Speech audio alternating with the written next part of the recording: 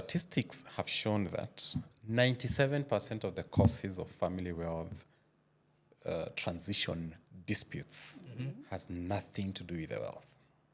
What does it? I thought it's all about the money. Yes. It has nothing to do with the wealth. In fact, you would see the challenges that, wealthy families have Yes. are the same challenges that probably, not so wealthy families have.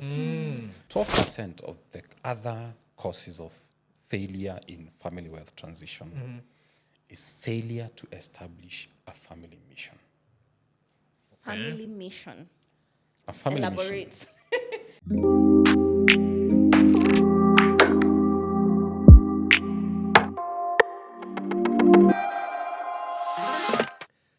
Truth be told, Charlene, I will work hard, I will make money, and I will enjoy this life.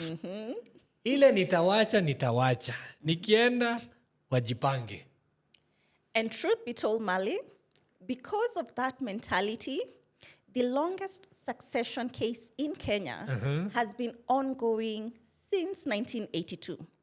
So Wow. for the past 43 years, there's a family that has been embroiled in family disputes in the courts of That's law. a whole generation. Thank you. Probably now it's the great-grandchildren who are still pursuing the wealth within the family. Ay, okay.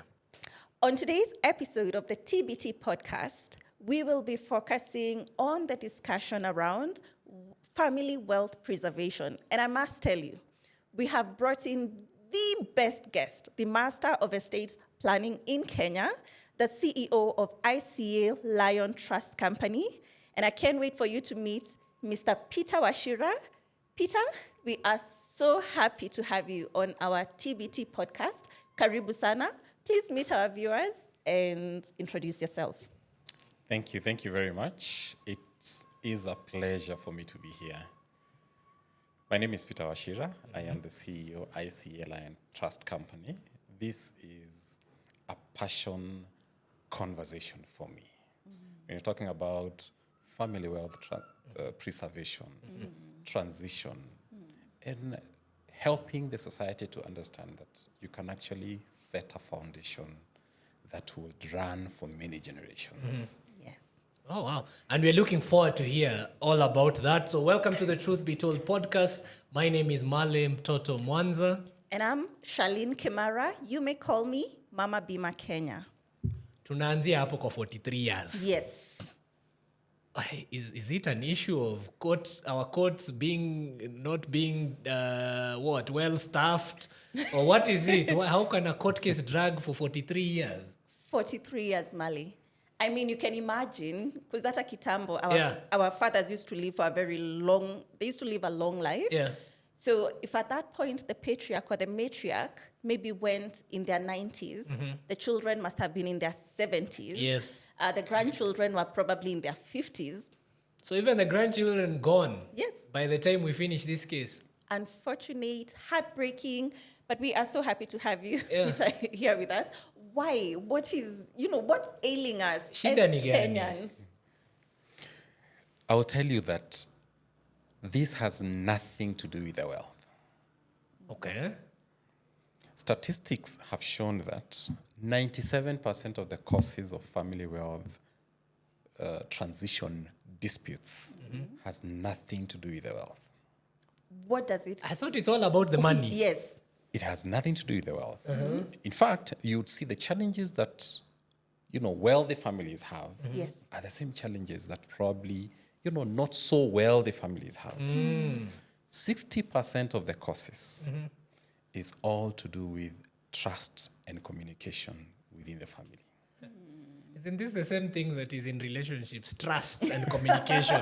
That's it. That's the biggest problem. It stems from there. Okay, 60%. 60% trust and communication. That's when you'll see Charlene and I are siblings. Yes. Our parents have passed on. Yeah. And all of a sudden, Yes. people who've been brought up together cannot speak From to the each other. same womb. Yeah. From the same womb. They grew up together. Went all through the dramas of upbringing. They can now not face each other, and they have to talk through lawyers. Yeah. Oh. it is difficult. Yes. Okay. So if 60 stems from trust and communication, what about the rest, the remaining Where does the money 37%? come in? We thought pesa. Pesa. Yes. I can tell you the money has a very small percentage to this conversation. Okay.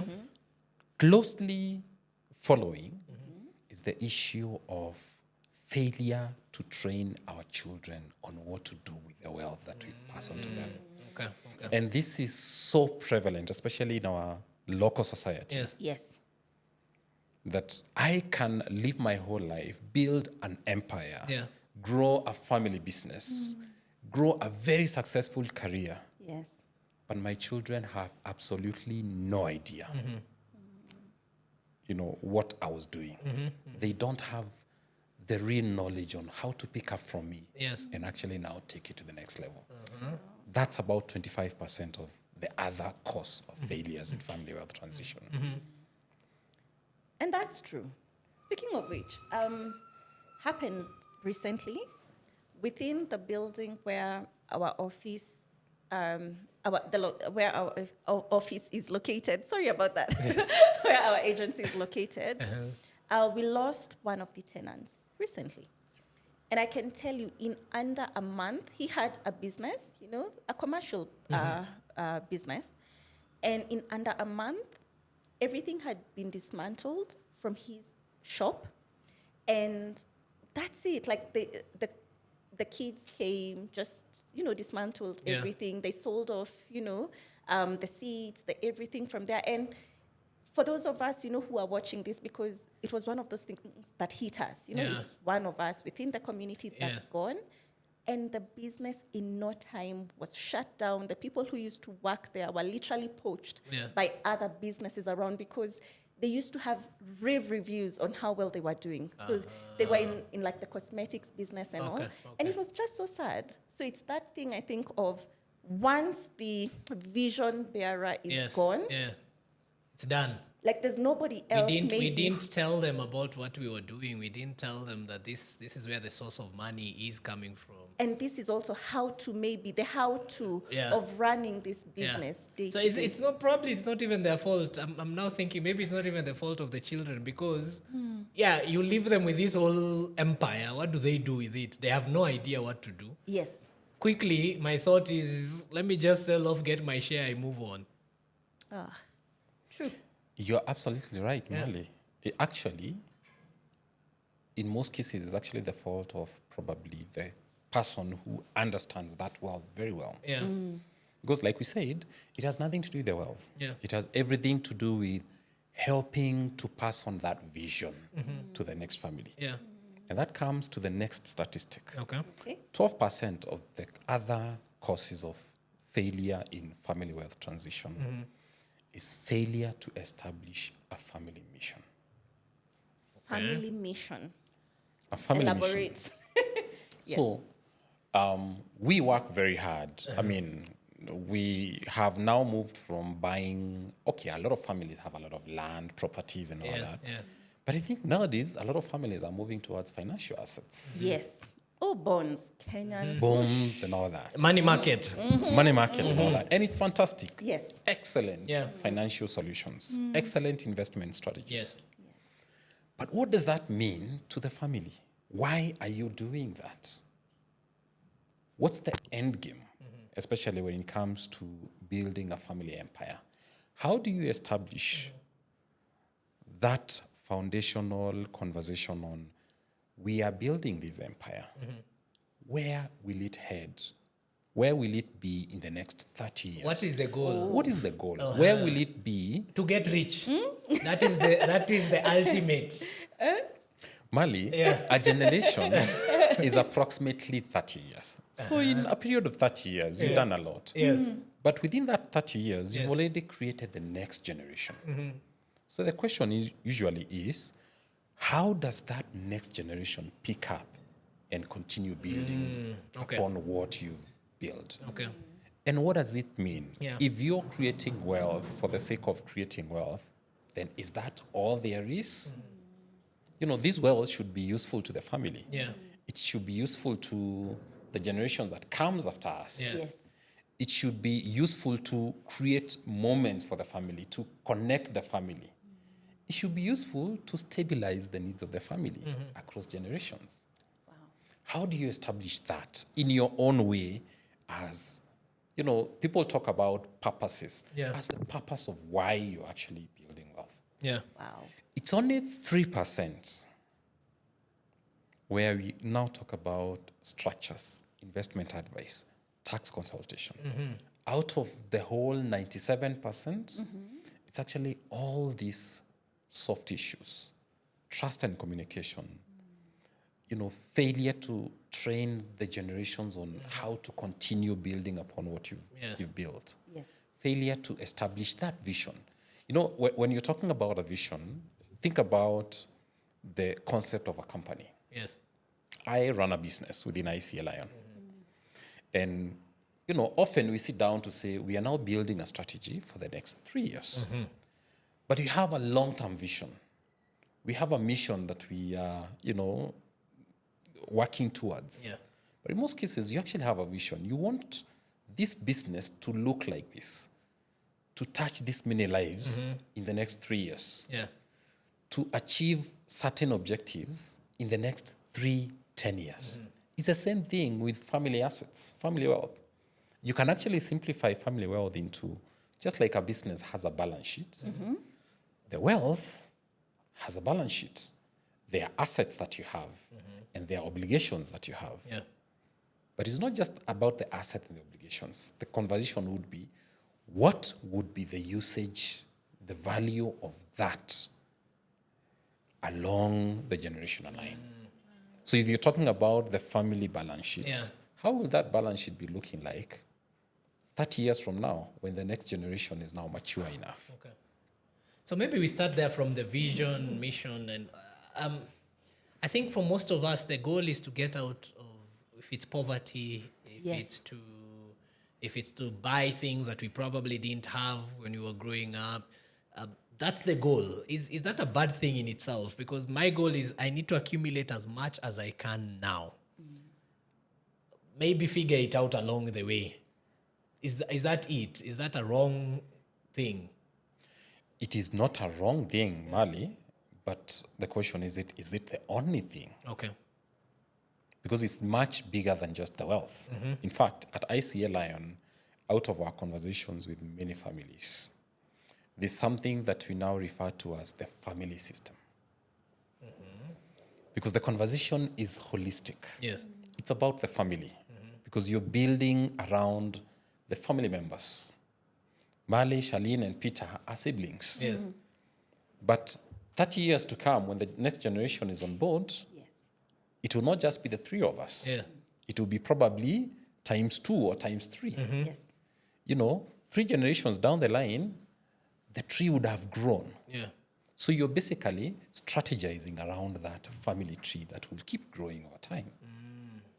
So the question would be, as you're thinking around your family system, how do you think about the family unit remaining together, working together, coordinating? And we can make it actually very practical. We're in a global setting. Okay. Yes. I am so happy to educate my children and, because I want them to experience the world. Yeah. When they get to certain levels, I want them to go to, outside Kenya Yes. and, To prosper. Oxford. Yes. To go to Oxford, to go to Kent and really experience the best of the world. Yes. But what does that do to, remember the question that I talked about, trust and communication? What does that do to the closeness that builds that trust between my children and possibly myself? Yes.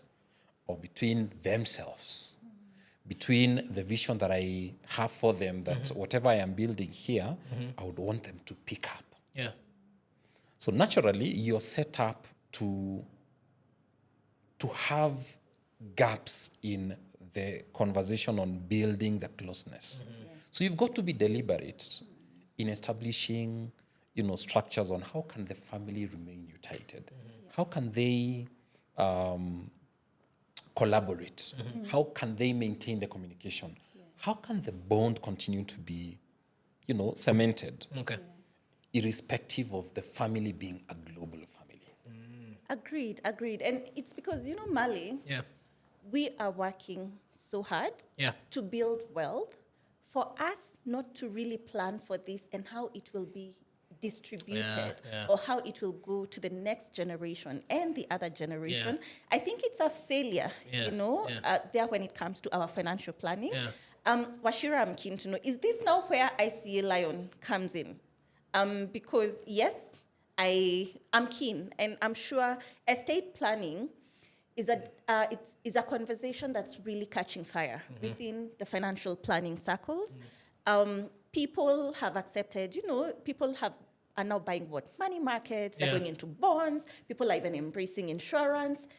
But prospective clients are also reaching out and saying, I want to know, how can I secure whatever I've been able to accumulate so far, both my financial assets plus my intangible, my tangible assets. Yeah. How can I secure them, for my children, for my vulnerable spouse? How can I ensure that also, even when I leave behind this wealth, it's not misused? Yeah. Is that where, Peter, as ICEA Lion, now you come in? That is where we... And just on that, why is it that it's now that we are actually getting to know ICEA Lion? We've always known the insurance side of the business, Yes. but how about ICEA Lion Trust? Actually, more than just ICEA Lion Trust, this Yes. conversation of estate planning, I Yes. think it's almost like it's new to us. We didn't think or we didn't know that there's something like that you can do estate planning. We thought you just sit down with your spouse or with your significant others. Mna agree. Most of it is verbal. Yes. Kukienda hivi, ni hivi na hivi na hivi. Is it a new thing? Yeah. It actually is not a new thing. ICEA Lion Trust Company, I would surprise you, has been doing this for the last 40 years. Okay. How? Where? Yes. A good question. So, as a trust company, we actually began very interestingly. Of course, the main business then, back in the 1970s and 80s, was the insurance business. And then primarily the life insurance business. So we realized then that a lot of our clients that would have insured, and unfortunately in scenarios where a client passes on, there's a huge lump sum that would be payable to the family. I mean, it would be common, you pay a few millions to the family members, Yes. then a few years down the line, that million or that lump sum have just been wasted. True. Mostly because ordinarily, most people are not experts in receiving money and stretching it to take care of the needs of especially the vulnerable children for a stretched period. Especially because we are busy doing our own things. Yes. Yeah. And we naturally do not have that capacity. Yes. And even I, who is probably a financial expert, if I go out there and I am given some X millions, Inakuchanganya. unless I actually bring ICA or other experts on board, I Yes. don't have that capacity. So we realized that was a challenge. Yes. And we said, how can we make this a holistic solution to our clients? So by then we sat down and said, we want to discuss with these families who are in these situations and say, instead of receiving the whole lump sum, why don't you just receive what you need now? Then the rest will help you establish a cash trust. We called it actually then employee benefit trustees because the bulk of our clients were corporates. Okay. So we are now talking about employees who've passed on. Yeah. And there's a group life, a group personal accident, or an employee benefit that will be payable. And the vulnerable members here are, Peter Wachira has passed on. My children are vulnerable. They're young. They will need to be educated for the next 20 years. Yes. My wife has lost a key breadwinner within the family, so she will need to be taken care of. Yeah. Yes. So we agreed with them. We started having a conversation with families saying, receive just what you need right now. Yeah. Then the rest, let's establish a trust account. where we would receive that fund, invest it, and administer it to the needs of the family. We are basically empowering the family to make sense of the benefits that have come in. It has been a fantastic journey. We've seen children being educated all the way to, the highest levels of education that and by the time they're finishing that education, there's still money available for them to start off life. Okay. So it is not a new thing. We've been doing it for that long. Yes. But what probably may not have been very common is the aspect of family wealth transition. Most people talk about you're doing a will, Yes. or you're doing a company and consolidating all your wealth within that company. Appointing your children as shareholders so that they can now, receive those assets. Those structures have not been very mature. And the reason being that the legal framework that guides family wealth transition has not been updated over the years. In fact, there's an act known as Trustees Perpetual Succession Act and a Trustees Act. Those two acts are really critical when you're talking about now setting up, structures that are stable enough to succeed family wealth. Were not updated from 1970s up to around 2020. Oh, wow. Okay. That's the reason why a lot of families really struggled in setting up structures. Yes. Luckily, in 2021, a lot of those acts were updated and brought in the aspects of you can now create a family trust. Yes. It was still complex then because creating a trust, you actually needed the cabinet secretary to sign that trust. This is the cabinet secretary of what? Then it was the cabinet secretary of land to actually sign the certificate for you to create your own family trust. What? So that's how complex As recent it was. as 2020. As recent as 2020. Okay. Of course, that has really matured over the last 4 years. Yeah. A lot has happened. Yeah. Yes. The legal framework has really matured. We are now, currently as we speak, consolidating that legal structure to now come up with a solid Trusts Act Okay. that is now almost at the same standard as the best practice in the world on setting up trusts to now consolidate family wealth and create now that vision that I was talking about to transition wealth across generations. Oh, wow. A brief story. I just onboarded a very young lady, below 30. She recently started her journey of setting up a trust, a family trust. And this is a perception that I encounter a lot. A lot of Kenyans, especially young Kenyans, believe that trusts are for the wealthy. They feel that it's the who's and who, the Chandarias and, that a trust is the preserve of very wealthy families. Is that true? Who can set up a trust? Yeah, and then I'm actually shocked that you're Yes. saying you sold, you onboarded. You are doing as a trust sale. Yes, as Okay. an agent, Okay. onboarding a client. And the agents can sell trusts. Yes, we do. We actually do distribute trusts Yeah. and trust funds, for ICEA Lion. At this point, this feels like a marketing. Have you paid me? Wachira? No. But yes, the most reputable trust solution provider in the country, ICEA Lion Trust Company. But yes, we do distribute trusts and also trust funds. But I must tell you, once you bring a client on board, then Peter and his team of lawyers and investment managers they get step in. in. And for the next 6 to 9 months, Yeah. that maybe Peter will actually elaborate for us what they do behind the scenes. Yeah. We are not privy to the discussion that they are having.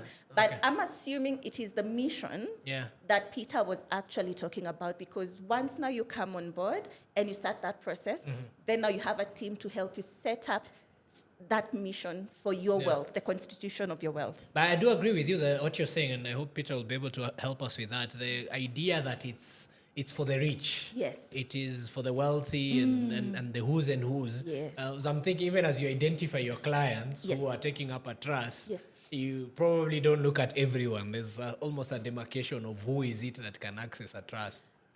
Actually, no. Okay. It is something that I have learned from the best in the business. Yeah. It is a conversation around who needs it, Okay. who wants to. And you see, at this point, young Kenyans, Yeah. young moms, especially, I must say kudos to young moms out here. They are really a step ahead. They Yeah. are really thinking about their wealth. They are thinking about safeguarding their children's Okay. interest Yeah. in the maybe eventuality of, Yeah. life could throw a curveball your way. Agreed. But I would really want to hear it from Peter. As ICEA Lion, who is that ideal client who, you're looking to serve? That's a fantastic question. It's a very common question. Because there's this misconception that trusts are for the wealthy. Yeah. It is the farthest from the truth. Okay. Because a trust is actually one of the simplest solutions to create. Because what you're doing with a trust is that you're creating a legal person to represent you. So you own an asset. Okay. It doesn't have to be a big asset. It can be as basic as you want to be. And you're creating a legal person to own that asset. So you become the creator of the trust. So you own this person. Yeah. This person owns these assets. Yes. And you have defined how that ownership is structured Okay. and what this legal person will do Yes. with those assets. Yes. It is as simple as that. Okay. But the reason why trusts are so powerful is because this legal person is immortal. Yes. Because if I own an asset, Yeah. anything can happen to me tomorrow. Yes. Yes. But if I have structured how that ownership is protected, this legal person is immortal, will never die. Yes. I will have defined how they own that asset Yes. and who they benefit. And that is why it becomes so powerful Yeah. in holding assets, and especially family assets, Yeah. and defining how those assets are administered towards the needs of the family. So is there like a minimum to this? So what kind of asset, what minimum amount should I have? Where do I start? Fantastic question. Yeah. You can actually begin with as little as 5,000 shillings. In fact, you can set up a trust with nothing Okay.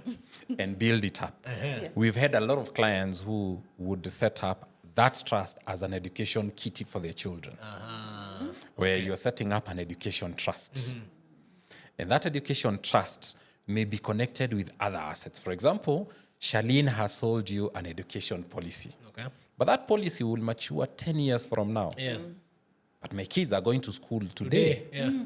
The need is there. So what structure do I use to actually make sure that I am building a kitty to take care of the needs today? Yes. But also when that policy matures, Yes. where does it go? You can actually set up a simple trust Okay.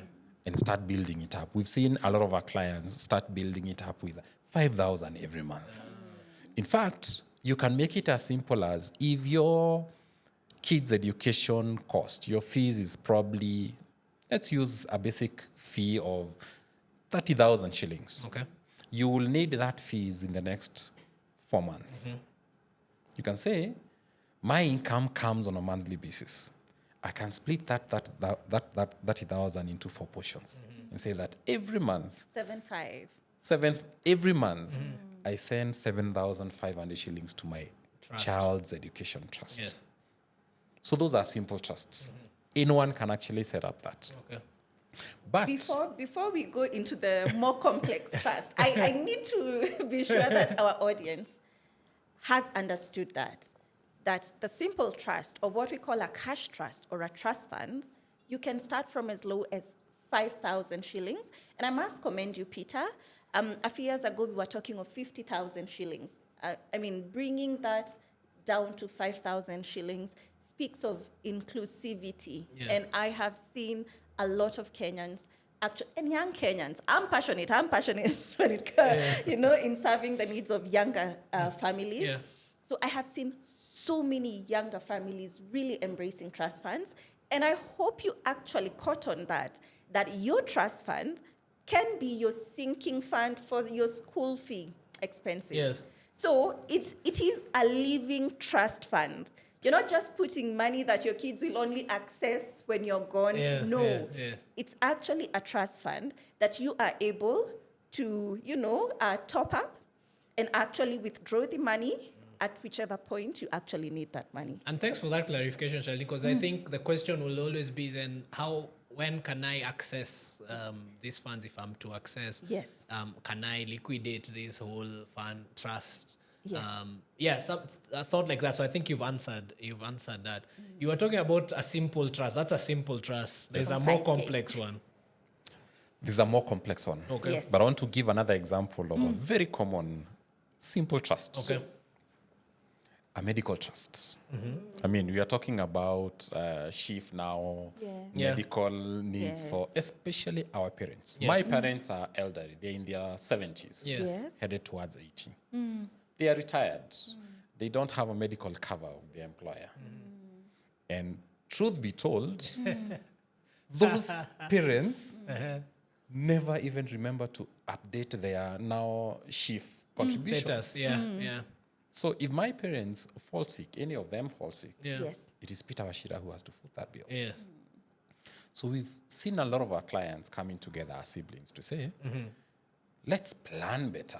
Yes. And I think this conversation is about, helping people to be empowered to plan. Yes. You can set up a medical trust for your parents as siblings. And you build that kitty so that now the beneficiaries are the elderly parents. The benefits is medical expenses for them. Yes.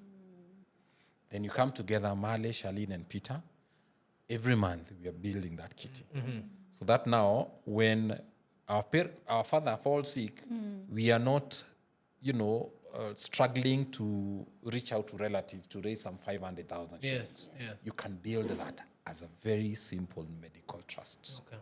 Wow. And I can actually see how this would come in, even to complement, even if you have an existing medical cover for parents. Yes, yeah. I can see how having some extra 1M, 2M, Yeah. that is still invested. By the way, Peter will get to it and he'll tell you this money within your trust fund is still invested in an underlying money market fund. So you're not losing money. Your money is protected against inflation, but you have some extra 2 million shillings that, if you deplete whatever is in the medical cover, you have a place to dip in and have, pay off any bills. Now, Peter, I'm getting excited. Now, you've said we can do an education trust.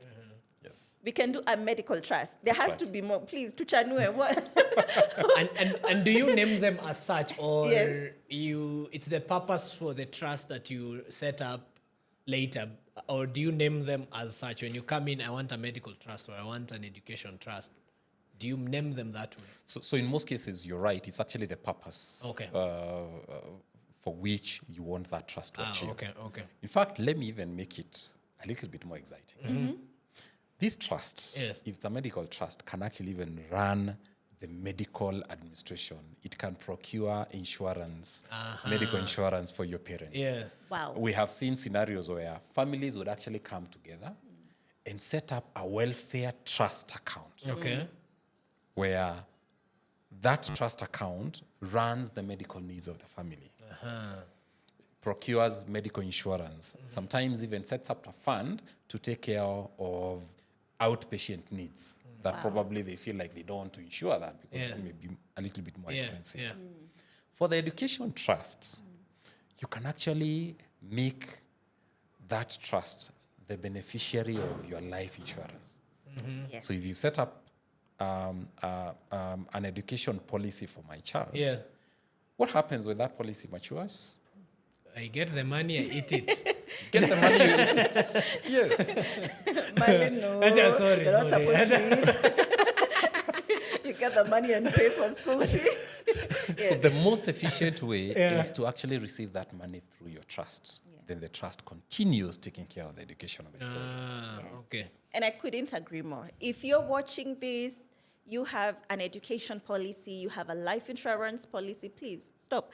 This thing of naming our children as beneficiaries and probably appointing adults whom we trust as guardians, we can make that way more formal and more secure. Just add that extra layer of protection by setting up a trust fund. Remember, we said with how much? 5K, and nominating that trust fund as the beneficiary to those life insurance benefits. Yeah. So education, medical, any other? Can I set up a vacation trust fund for purposes? What else can I do? You can set up an upkeep trust. So when you're setting up a trust, remember it's a legal contract. Where you're saying that I am placing this asset into this legal person, and I have defined how this asset would be utilized in the lives of the beneficiaries. So we've seen a lot of people saying that, the most common trust would be education, medical, and upkeep. Remember the one that we started in the 80s? Yes. Most of those used to take care of the needs of the family. So you're not just taking care of the medical and the education of the children. You're also providing, almost like the same income that stopped when the caregiver passed on. The trust is now providing that income to the family on a regular basis. And of course, that income, you can say, once in a while, the trust can also take care of the holiday for the children or the holiday for the family. But you also want to have a conversation on what's the core purpose of that. We go back to the mission. Go back to the mission. The family's mission. The family's mission. The family's mission. So when you're establishing that simple trust, in most cases, you want to even do a projection of what you want to do with this trust. Yeah. Do you have a structure that will actually meet, that, the full purpose all the way to the end? Yeah. Now let's go to the family. Yes. And we can actually extend this trust into what you can hold within a trust is not just cash. You can actually hold your bonds. In fact, I have a client today who said, I have worked hard, I have a portfolio, I have young children who are growing up, I have some X millions, I want to set up these trusts. I want this trust to hold these monies, reinvest it. In fact, this portfolio is in bonds and fixed income instruments. He has these 3 children. He wants the trust to hold that portfolio for the next 20 years. Grow it. After 20 years, the children would have gotten to a certain age. Yes. He wants the children to start now enjoying that trust from then. Right now, he's taking care of the children. So basically, what he's doing is that he's protecting this financial portfolio and thinking about the children. Right now, he's able to educate them. He's able to give them the best of life. But 20 years from now, he may not have the income to give that. Yeah. He wants to make sure that the children now have a life after, and they can actually pick up. And we have 3 children in the future who will be trust fund babies just like that. Smart parent, I love that. Smart parent. But he's even going further to say, Yes. Wachira, as you're setting up this trust, how can you train these children to also be responsible in their own? So we are also probably involved in upskilling them to understand what investment is. In fact, what he's done is, as he set up this trust, he's also set up a money market accounts for the children. Yes. This money market is also connected to the trust. Okay. And the children are walking the journey with him to grow that portfolio. They're still young. I think the youngest is about 4 years, 13 years, and 16 years. Wow. Fantastic parenting, making this practical in the lives of the children. Wow. So if you're to narrow it down and you'd say a trust then is a person, is like you're personifying this conversation. So I have a trust, and I've given this person right to my portfolio, whatever that is, whether it's a money market fund, whatever that is, a bond, some piece of land, whatever. Manage it for me, take care of it for me, and in also as you've said, educate my people about the same what the setup that I have done. Is that a good summary? That's a very good summary. Yeah. A trust is a legal person. Yes. So, and because it's a legal person that you've created, there's a document known as a trust deed and rules that sort of becomes like the constitution of the trust. It is through that document where you're now guiding the trust or the trustees on who is the beneficiary. Yes. How do they benefit? How do you utilize these assets to meet the needs of this? So it becomes a very powerful. So the first thing that the trust is doing is that it's actually taking ownership. So it becomes a full legal person in the sense that they can buy, they can sell, they can own, they can sue, they can be sued. They get full persona rights. Oh, nice. Wow. But with the advantage that they are an immortal person who will never die, meaning that you can actually set it up as a living trust. Yes. Mature it, because sometimes, in the initial stages when you set up that, you may not probably have foreseen everything that will happen in the future. Yes. Yes. So you'll set the initial rules, but you realize along the way, this rule is a bit too tight. Yeah. You have the opportunity to release it. Yeah. Or this rule is a bit too loose. In my absence, it can be abused. Yes. Because you're the creator of the trust, you have the power to create those rules and amend them. And that is where it becomes a living trust. Wow. Because the journey you walk with the trust is that you're basically maturing it. But once you exit as the creator of the trust, the trustees or the beneficiaries have no right to change those rules. So you basically are in control of the vision that you're creating. So the earlier you create the trust, Charlie, you talked The better, about yes. that person who is in there that is creating that trust. In Yes. fact, I would advise anyone, the moment you get employed, Yeah. you Yes. started Set up. accumulating some assets, Yes. set up a trust and start consolidating your wealth within that trust. Okay. I'm happy you've brought in the aspect of a trust it can be a living trust because honestly, Wachira, a lot of Kenyans believe that we set up trusts after the patriarch or the matriarch is gone. Like now when the family has started doing the push and pull and the trust and communication issues have started coming in. At that point, that is when families actually believe that that's when you should be setting it up. Yeah. It's very good to bring it out to people that you can have your trust running while you are alive and you won't lose. By the way, so when my property, so the assets that I can have in my trust, for example, my bonds, Yes. my home, Yes. I read an article where the great businessman, Manu Chandaria, was saying, he said that he does not own anything in his name. Yes. That his home, his businesses, like literally everything that we would perceive as him owning is owned by a trust. It is the trust that pays him. Is that it?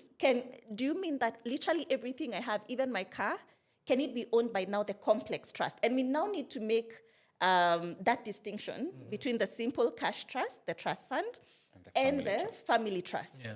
Yes? Are you saying that I can have everything in the name of my family trust? Yes, Charlene, you can do that. You can actually even have your ring owned by the trust. Every My asset. jeweler. Every asset, your whole self. Yes. So when you're talking about family trusts, of course, the complexity of the trust depends on the complexity of the assets. So simple assets like financial assets, bonds and all that, you can actually create a very simple, solid trust that actually holds that. Okay. So when you're now talking about family wealth transition, you now come into the realms of succession planning. And they are now specific trusts, mostly referred to as private trust. But the legal term now, after the update of the regulations, is a family trust. A family trust is now a legal term. Okay. So you're setting it up as a private trust, totally independent, and you incorporate it. Just like the way you incorporate a company, you get a certificate of incorporation, that trust becomes a totally incorporated entity.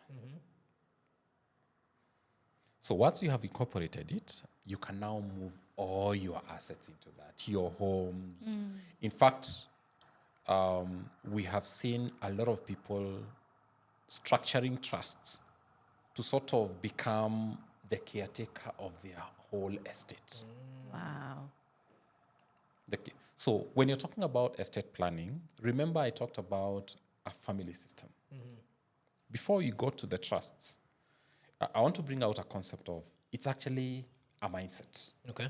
The conversations about how do you create a framework or a family system that becomes stable. I've been asked many times, Peter, how do you define the most successful trust? And my answer has always been, the issue is not the trust. The question would be, how do you define the most successful, stable family across generations? I talked about your planning around family members. Yes. The next thing that you need to plan as you're doing this is a value system. Remember, we talked about establishing family mission. Yeah. What most families are now doing is that they are actually documenting a value system, guiding principles that would sort of guide the family on who are we? Wow. What do we stand for? What do we believe? The Malays. The Marleys. What are the things that keep us together? Yeah. What are those things what are those things that we practice? Yes. Because one of the biggest challenge that families have, and this I got from a man that I really respect, Mr. Dr. Peter Muthoka, professor. I did a presentation once and we had a discussion with him and he told me, Wachira, you have a fantastic conversation.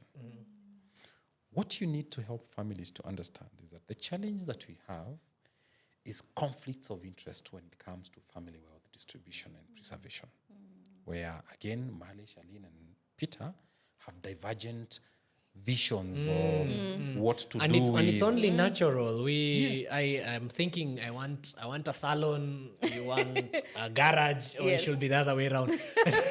We all have different thoughts of how to utilize this money. Yes. Oh, sorry, yeah. But look at it this way. Most of our inheritance have been assets that have been passed down. And of course, I mean, Kenya, Yes. a lot of those assets have been land. Yes.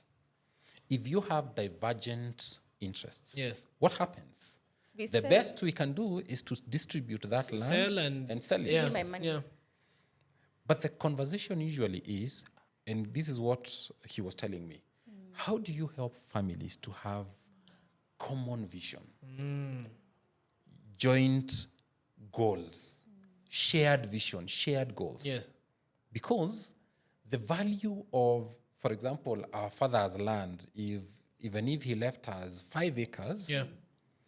it's a lot more valuable and a lot more useful that way Yes. than if we divide it into 3 portions. Thank you. Very well said. Okay. And that is where a trust comes in, because a trust now comes in as a consolidator, as an owner of this land on our behalf. Yes. And now we get into a conversation where we are now working together, naturally killing that issue of breakdown in communication, breakdown in trust, because we are somehow now creating a shared vision. We have to work together. Yeah. So a lot of families are creating what is known as a family constitution. Simple guiding structures saying, who are we as a family? Yeah. What are those things that we believe in? What are those things that we practice? Again, another example, I met another family that really inspired me. This family has 5 generations within them. They have parents who are in their 90s, Yes. and their children who are below 10. Wow. 5 generations between them. They have created a practice of meeting 3 times every year. So they meet in April, Yes. they meet in August, and they go on holiday together. Okay. Wow. Of course, some of them may miss, but because they have created that as a practice, it has really brought the family together. They have had conversations of how they can support each other in their financial growth and capital acquisition. They have the family unit as the protecting unit of the family. So they've created that as a value system. So the third element that you need to protect as family is the conversation about what is family wealth. Okay. Because most people are fighting over what? Marley, mzee ametuachia kashamba. Yes. And I am coming at you with a machete because I want this shamba. Yes. That is what people are. People are fighting over assets. Families are fighting over assets. But what is family wealth? It is way beyond assets.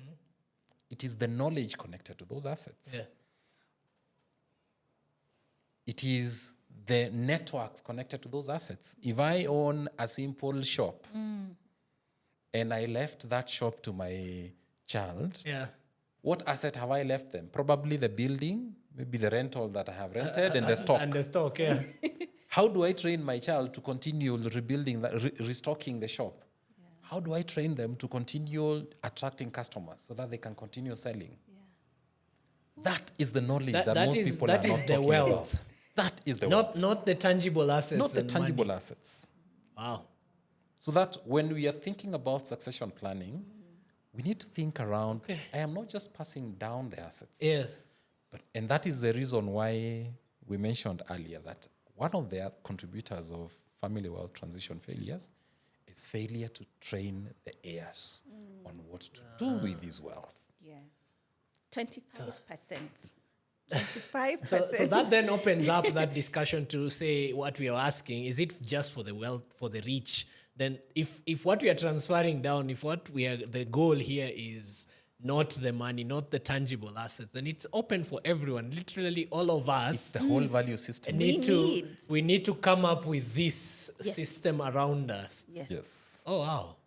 So at the core of this now is where you're having a conversation around instruments. Yes. Estate planning. Yes. Your estate planning, because your estate planning now is the conversation around the structures to own those assets and the structures to pass down those assets. But this holistic conversation, we find it, and out of our experience in ICEA Lion, is so critical. Yeah. Because you put context to what you're doing. You're not just creating a will or creating a trust. You're basically doing it holistically. You're sort of responding the question on to why am I doing this? Yes. Wow. Okay. So when you're talking about estate planning, essentially, there are only two ways in which you can plan your succession planning. So most people know a will. Tunaanzia hapo. You see, I think that's where the problem is. No, finish. Finish. Will. I'm about to itemize my bonds go to my daughter. My what? Okay. So most people know of a will Yes. because, I mean, it's the oldest instrument of succession planning. Trust, by the way, you'd be surprised, has always been there. But they've not, because they are a bit sophisticated, they've not been very common. Yeah. So you're either doing a will or you're doing a trust. Okay. And these two instruments handle it in two different ways. So a will is very simple. It's basically a list, like Charlene is saying. I have a list of assets. Yeah. And upon this event of death happening, I want these assets to be passed down to you, so and so in this manner. Yeah. You're basically distributing your assets. Yes.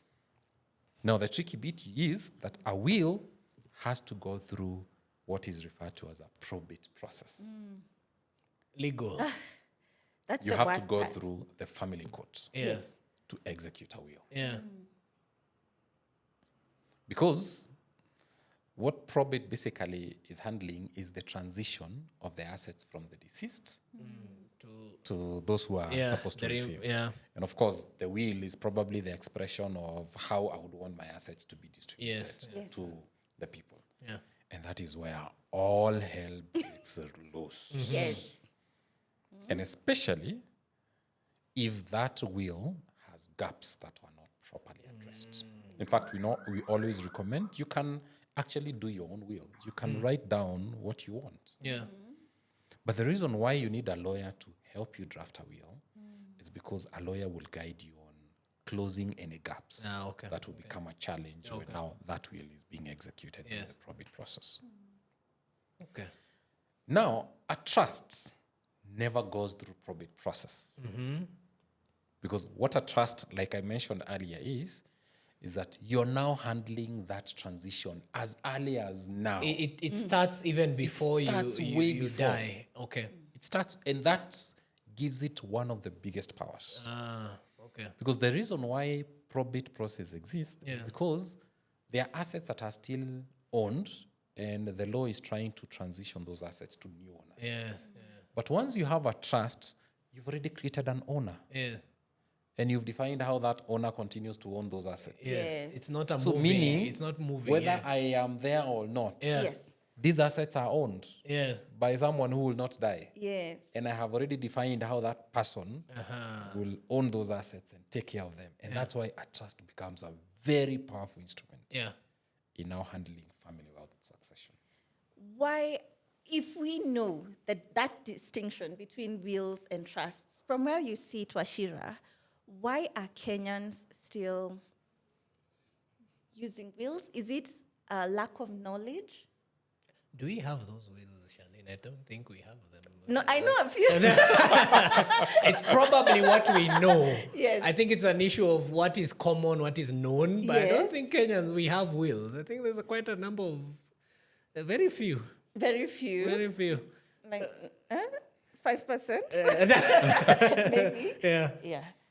But then why aren't people, taking up trusts? If we know they will be able to preserve your wealth for generations to come, what would you say is the biggest challenge? I think the biggest challenge has been awareness. Okay. Most people are not aware. Yeah. And I think my perception is that our country, Kenya, being just after 60 years, we had not experienced some of the challenges that we've probably experienced in the last 10 or so years. Okay. I mean, a lot of the original wealthy families were still there. Up to the patriarchs were 20s. still there, The yes, patriarchs yes, were, yes, yeah. you know, those who came in immediately after independence. Yes, and, yes, you know, there were the wealthy patriarchs. Yeah.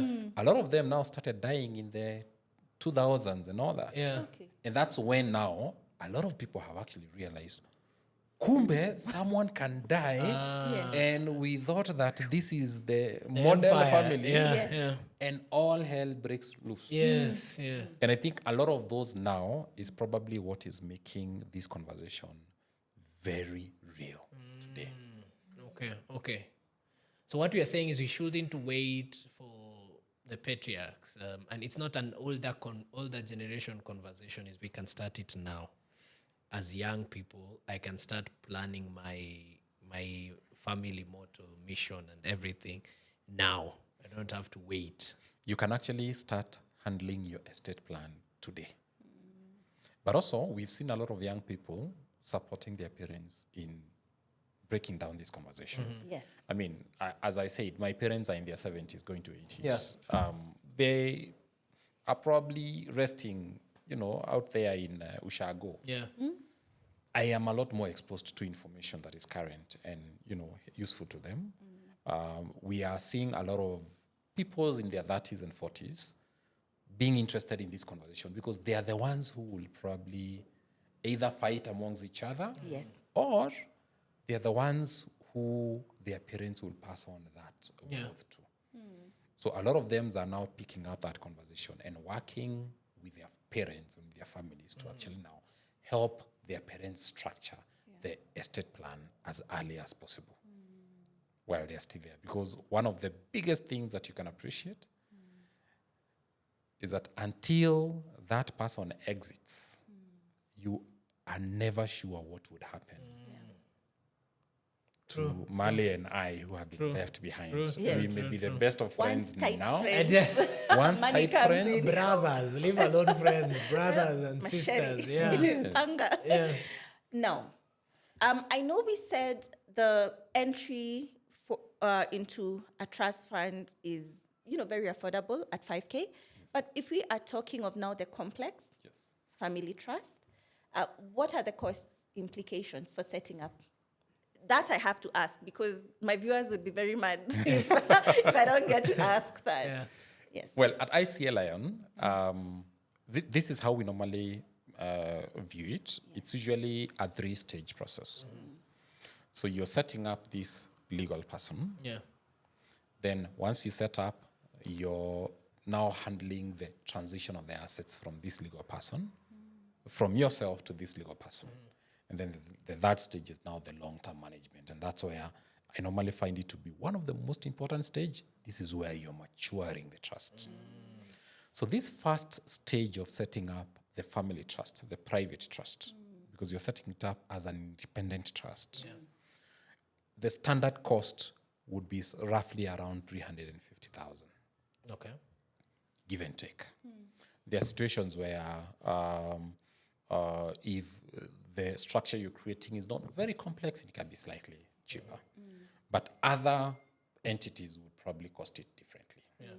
I think the standard legal fee would be probably a percentage of the wealth that you want to transition in the trust, which sometimes can be very expensive. Yes. But we've standardized it. As I see it, we've done this for many years. We understand the loops. Charlene talked about 9 months. In fact, today you can actually set up a trust within 2-3 months. Oh, wow. Establish that. Yeah. Wow. 3 months. So once you've incorporated that trust, it's now ready to start receiving assets. So you go to the next stage, known as conveyance. You're basically transitioning the assets. Titles, literally you have to move those titles from yourself. If it's bonds that you own, you have to change those bonds to be owned by the trust. Yes. So that, again, would be costed differently by different players. We have a standard fee of roughly around 150,000 shillings to handle the full conveyance.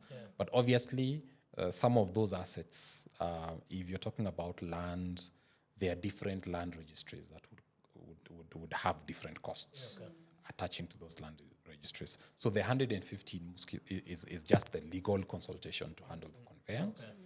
But a client should expect some other charges. For example, if your land is in Ngong, apparently Ngong is more expensive to transition your land. Because apparently the demand for land transfer is much higher than probably my home county in Murang'a.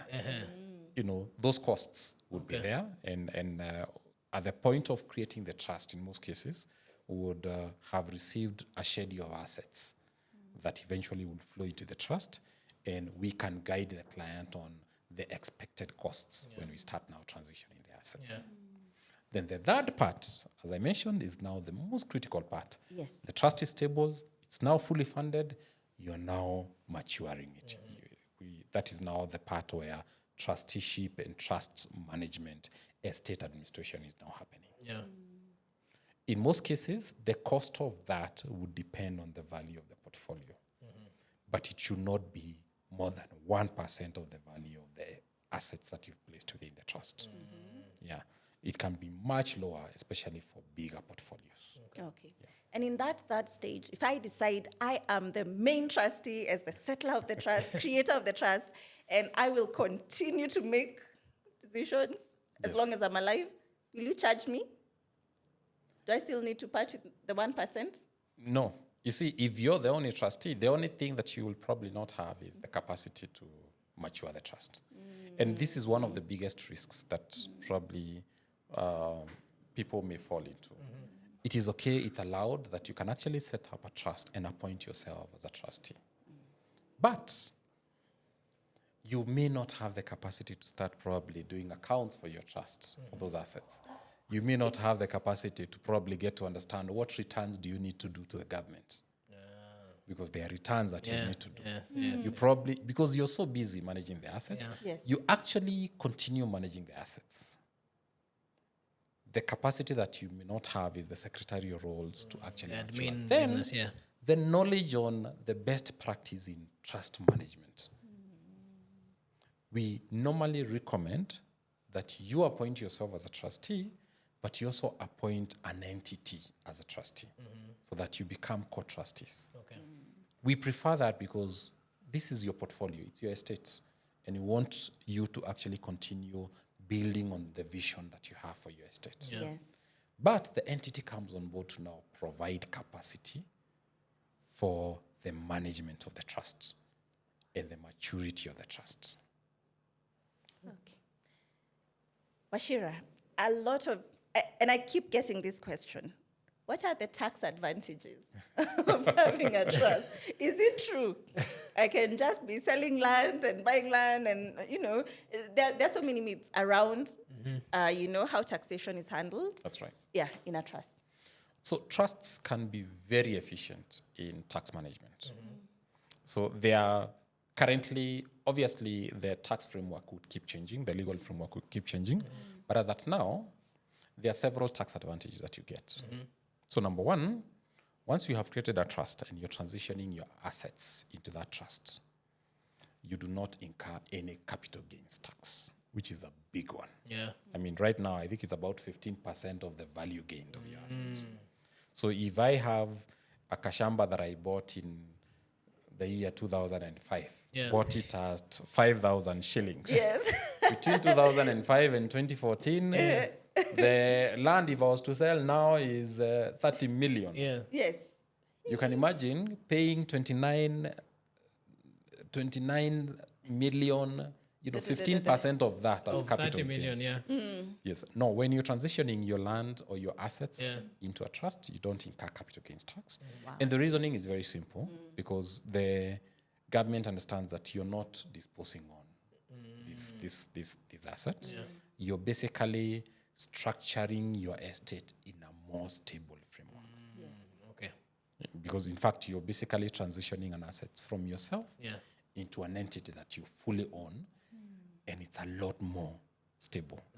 In fact, I would say to the government, this is actually the preferred model because you see, assets that are held in trusts tend to be more economically viable, not just to the family, but even to the society.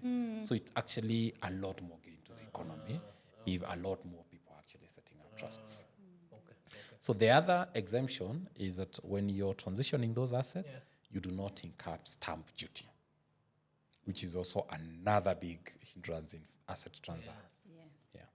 Then the third tax benefit you get right now is that the distribution of the assets to dependents are also tax exempt. Then also the revenue that the assets continue to earn, Yes. the trust will not be charged corporate tax on that. And let me qualify that. Yes. You have a property that you're earning rent or income tax. Okay.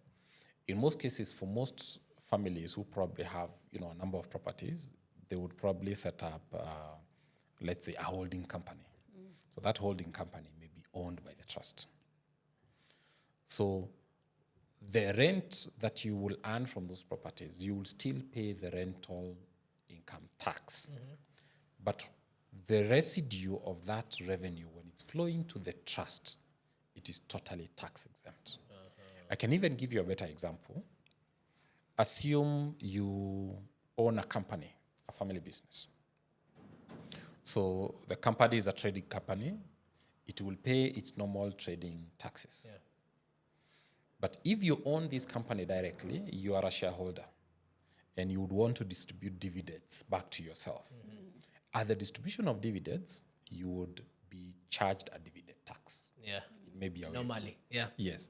But now, if this company is owned by the trust and you're distributing those dividends to the trust, the trust will not pay any taxation on that. Wow. Oh, nice. Okay. So capital gains tax, exempt. Exempt. Stamp duty, Exempt. exempt. Income tax. Income tax, Exempt. Ush. Now people, mbona hatuna trust? Tena tukatafuta 350 kwanza. No, no. But I must say, on that point, mbona hatuna trusts. Mimi Nina Trust Fund. Really, I think, and I must tell you, Wachira, the one thing that I really believe in is consuming the products that I distribute. That's right. And I think a trust fund from the word go, especially an education. Okay, it's a trust fund where the key, functions is, the education part, sort of like expenses, even in my absence. That's right. That is for my child and my husband, my vulnerable people in my absence. Yes. But when I finally understood what a trust fund does, and I came to understand that I can send instructions to the trust company to pay school fee. When I'm doing a sinking fund, that is. Yeah. And the next time I just receive, a receipt where that has been paid out, school fee has been paid out to my child's school from the trust fund. I think for me it is so mind-blowing. Yeah. It is something that I really love. And I would really encourage all of us, even if we are not yet at that point of being able to put aside 350 for the more complex family trust, when it comes to the trust fund, please let's embrace that. Yeah, that's right. Okay? Marley? Yeah. So I think we've talked about the details of it. So when apart from Charlene, the agents going to sell, how else do we get to reach to start this trust? Do we when I have my 5,000, where do I place it? Do I call? Do I? Marley, why are you trying to get us out of this conversation? Oh, sorry, I was going direct. No! Why do you need to go directly to Peter? If you come through me and my fellow colleagues, we shall take you to Peter. And trust me, but then there's no extra cost There's to no that. extra Really, cost. really no extra cost. But the beauty with it is when you also have, so it becomes like a two-way Yes. service. Yeah. So you have your insurance agent or your financial advisor who's distributing, say, for ICEA Lion Trust. But at the same time, you still have access to ICEA Lion. Like, That's I right. must tell you, and I must shout out an amazing lady there in ICEA Lion. She's called Suzanne Mathenge. Superb, amazing. So you get, it's a two-way traffic. Yeah. Every single insurance agent is attached to a trust consultant. Okay. That's right. And they are like dictionaries when it comes to, like Nice, encyclopedias Yes, of estate planning. So they really do take us into the market. They handhold us. Yeah. They are with us when we are doing callbacks. So please, yes, we will give you the contacts of Peter, but don't go directly. Just come through me and my colleagues. Then we will take you to Peter. But now, even as we get the contacts, we'll get that towards the end. Yeah. I'm keen to know, so I have put my wealth in this trust, and mainly, especially the complex family trust. And I want to take a loan. Yes. Then, am I able to take a loan? And will I be able to take, if I want to use that wealth and the assets, say, as collateral, am I able to do that? Yes. In fact, anything you can do with your assets, you can do it through the trust. The only difference would be because the trust now owns those assets. Yes. You would instruct the trustees to now take up that loan. Then you are part of the beneficiaries. In fact, it's very legal that you are a beneficiary in your own trust. Oh. So you can take up that loan and you instruct the trust on what to do. Remember, in most cases, the trust is actually part of you. Yes. So in most cases, the things that you want to do with that loan is actually part of the growth of the assets within the trust. So you can actually now guide the trust on how to procure that capital, how to, where to direct it. Yeah. It could be probably a business that is within the trust that you want to capitalize. You can still do that within the trust. So you mean I can be a creator of the trust? Yes. I can be a trustee Yes. in my trust? Yes. I can be a beneficiary? Exactly. Right. I'm loving So this. anything you can do as an individual with my property or with my assets, the trusts can do the same. Better. Better. there's this, a lot of prospective trust clients ask me, is it true that if my property is owned by a trust, creditors cannot reach the assets within the trust? Like, they cannot take me to court, or they cannot come and, they cannot send, wanaitwaje hawa watu wa kuchota watu. Shylock. The Shylock cannot Auctioneers. send auctioneers to Yeah. come and collect my assets. Is that true? Yes, it's very true, and for a very simple reason. There's a difference between you and the trust. So if you owe someone, It's not the trust. you don't have any assets now. Yes. It's not the trust that owes that person. But obviously, we always guide our clients. Do not set up trusts for the purposes of defeating credit. Expecting, escaping. Yes. Of course. We want to be responsible Kenyans. Yeah. But in most cases, trust can protect the family from predators, from, a lot of, what would I call them? Situational loss challenges that can come in. And better still, you can actually now even secure that through other solutions. There's a solution that Mama Bima likes to sell, a whole life insurance. I find this being very useful when you're actually planning your estate planning, your estate plan. Because most families will probably have some final obligations that you need to discharge at the demise of probably the that policy can be so useful to actually take care of these obligations and protect the rest of the estate to now continue growing into the future. You can actually connect, one of the biggest advantage that trusts provide is that it makes now the conversation around, risk protection through insurance, investment complete. Because you're not just doing it for the sake of it. You can actually connect your insurance policies to your trust and now define exactly how those policies will meet the needs that you had perceived when you're taking that policy. You can connect your bond portfolios, your property portfolios to a trust and say, as this revenue is being generated, how do I especially want it to be utilized? How do I want it to be effectively, managed to meet the needs of the family? But even beyond that, how would I desire this to continue to grow? You can actually achieve that beautifully through a trust framework. And you guys have had that. I didn't talk about the whole life insurance. It's the master of estate planning who's telling you, all that, good noise that I make online, and I keep telling you, let's take up whole life insurance, and then I'll tie that kind of benefit because it builds an immediate estate for your loved ones into a trust. You can see just how seamlessly those two go. They speak to together. each other, yeah. It's all complementary. Yes. Yeah. One other question. Yes. And then maybe we go to Marley, then we wind up. Yeah. Wachira, I'm keen to know. I know you're well-traveled. And I can't let you leave before you tell us this. You've traveled well. You're well-traveled, and you have seen the world out there. Yep. Especially, I believe you went for sort of like was it a study in Singapore to just see how family wealth is preserved there? Yeah. What were some of your key takeaways that you feel maybe if we embraced as Kenyans, we would be at a better place when it comes to family wealth preservation? Fantastic question, Charlene. It actually boils down to that whole family system that I was talking about.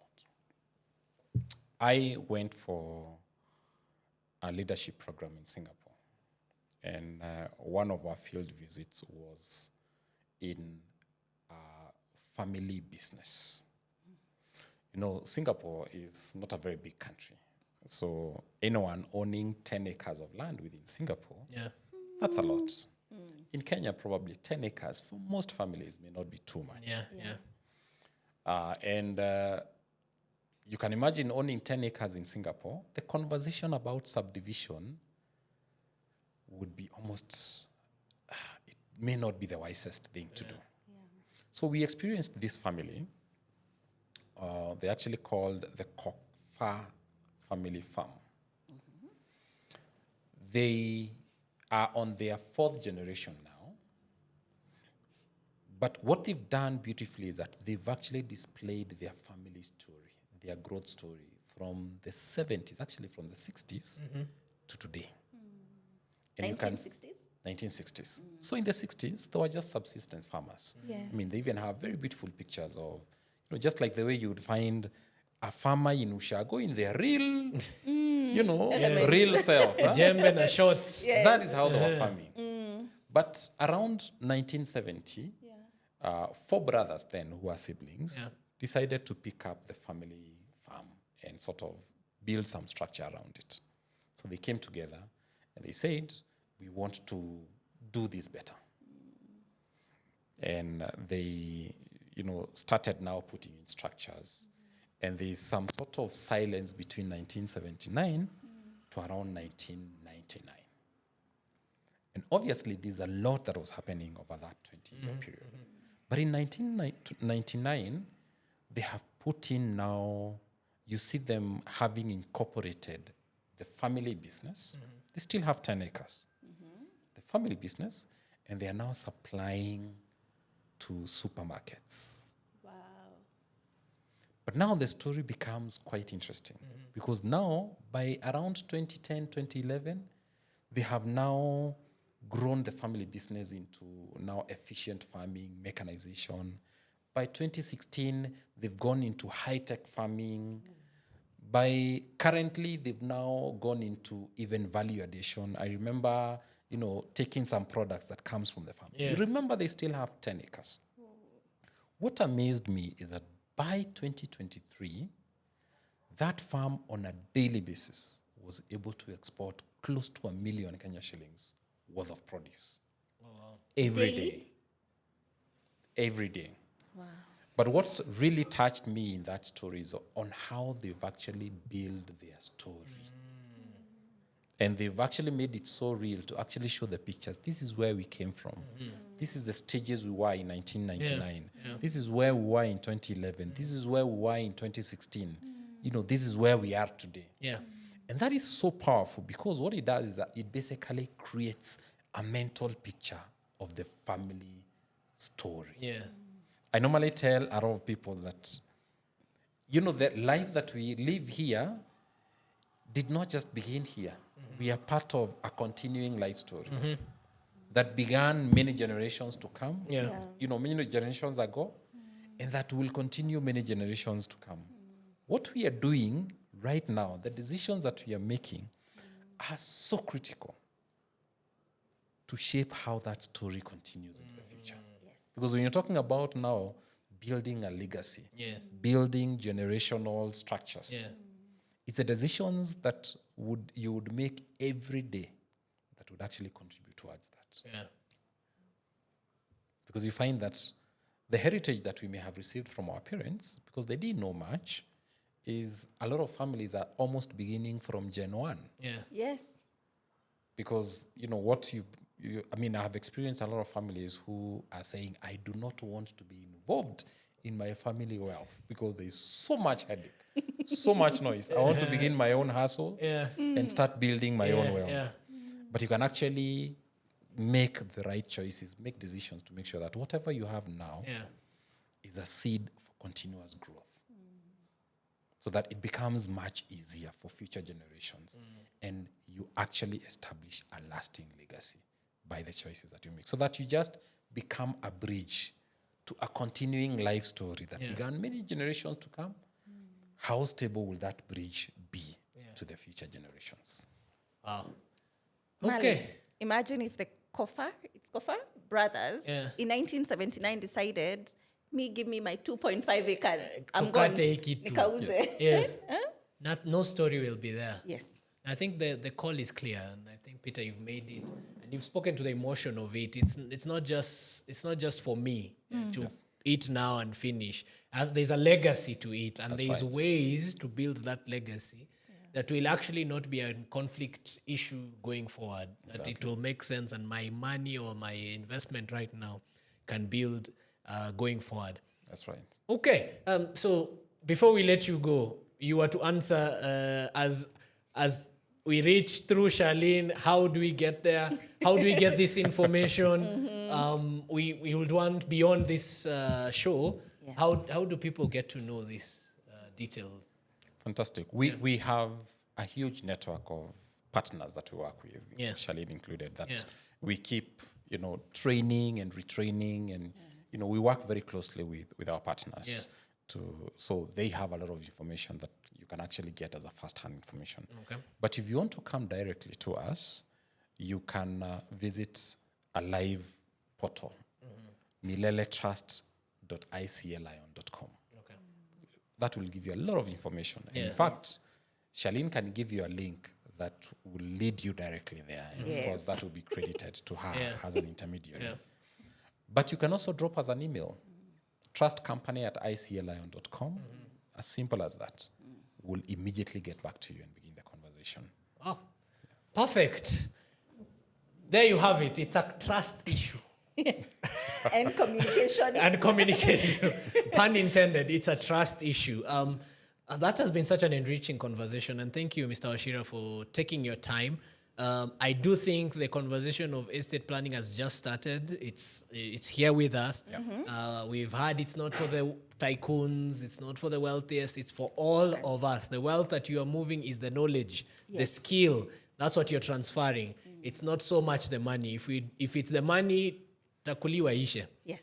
But if you're able to move, communicate properly, create structures, come up with also what I've taken is I need to come up with a constitution. Yes. A value system. A value family system. value system. What is it that we like? What is it that we do? And that is interesting because our parents worked so hard, Yes. but we didn't know to what end. To what end is it that they are working so hard? And if you don't have that, then for sure, we will kill the next generation very quickly. So thank you. It has been real, Charlene.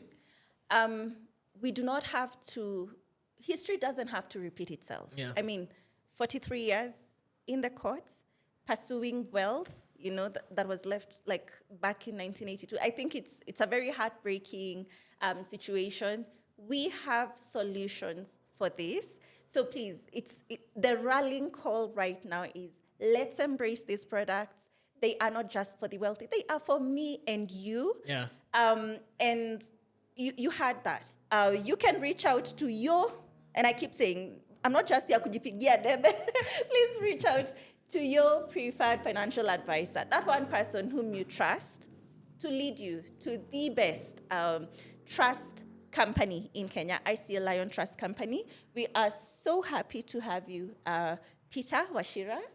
Peter Wachira is the CEO, ICEA Lion Trust Company. It's always a pleasure, and it's my hope that we will keep having you here on the show. I know this will elicit a lot of conversation. Yeah. We'll probably get many, many questions, and we can always have like a quick fire Q&A with you. Yeah. I'll be So happy. we are definitely, our viewers, we are looking for that, for your feedback and all the questions you have pertaining estate planning, pertaining family wealth preservation.